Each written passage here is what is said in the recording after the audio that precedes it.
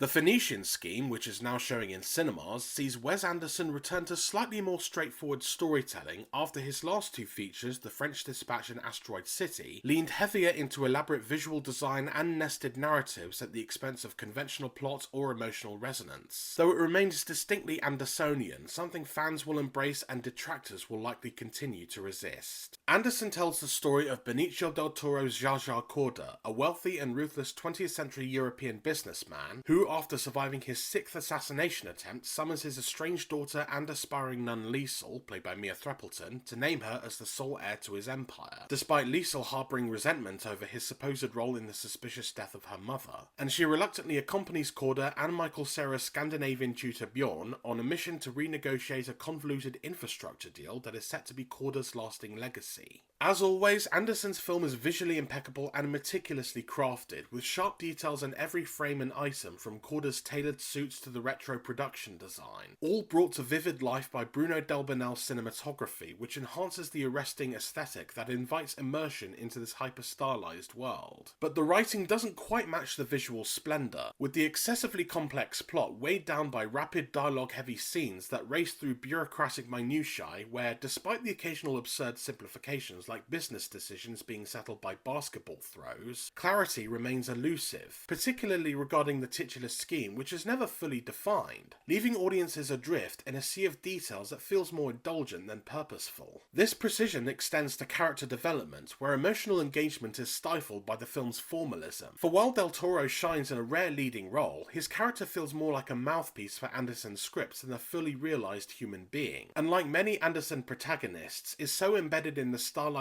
world that he ceases to feel relatable to the more grounded viewers. The same applies to supporting players like Tom Hanks, Riz Ahmed, Scarlett Johansson and Benedict Cumberbatch, all of whom seem boxed in by Anderson's rigid vision. But Mia Threppleton and Michael Cera break through, with Threppleton's deadpan delivery and Cera's surprisingly fluid shift between aloof scholar and charming eccentric, forming the emotional core of a film that otherwise keeps the viewer at arm's length. The Phoenician Scheme is far from a bad film, for it's very well made, brimming with striking imagery and laced with clever, often darkly comic gags. But this 3.5-star movie is a film purely for established Wes Anderson fans, while those unfamiliar or already weary of his ornate sensibilities will find that it offers little to fully win them over.